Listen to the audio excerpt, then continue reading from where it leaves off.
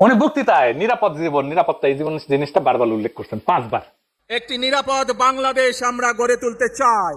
নিরাপদে ঘর থেকে বের হলে নিরাপদে ইনশাআল্লাহ ঘরে আবার ফিরে আসতে পারে। যে কোনো মূল্যে আমাদেরকে নিশ্চিত করতে হবে যাতে মানুষ নিরাপদ থাকতে পারে।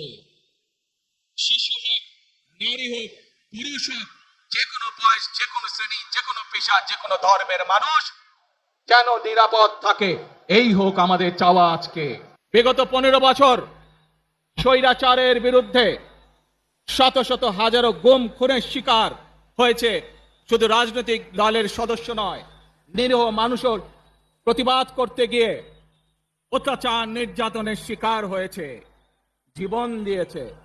আবারও সকলকে যে কোনো মূল্যে দেশে শান্তি শৃঙ্খলা রক্ষার আহ্বান জানিয়ে যে কোনো বিশৃঙ্খলাকে পরিহার করে ধৈর্যের সাথে মোকাবেলা করার আহ্বান জানিয়ে আমার বক্তব্য শেষ করছি। এটা কোনো দুর্ঘটনাবশত কাকতালীয় ঘটনা না, এই বারবার ফিরে আসা এইটা সেন্ট্রাল থিমেটিক অ্যাঙ্কর তার বক্তৃতার। পুরা বক্তৃতায় ছড়িয়ে থাকা কোর মেসেজ।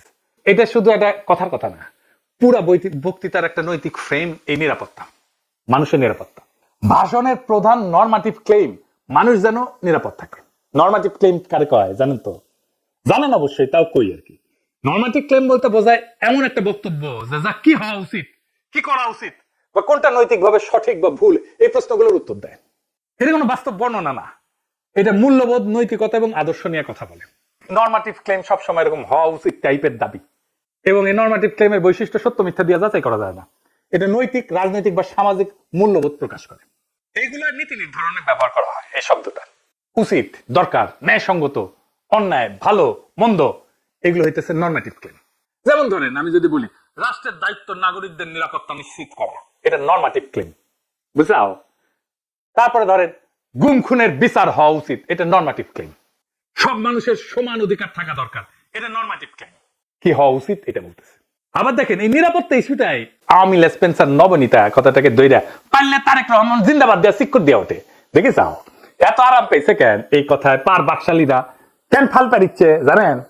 পরে আসিচ্ছি সব একসাথে নিয়ে এইটা যখন এপিসোড যখন শেষ করবো তখন এটার উত্তরটা পাবেন।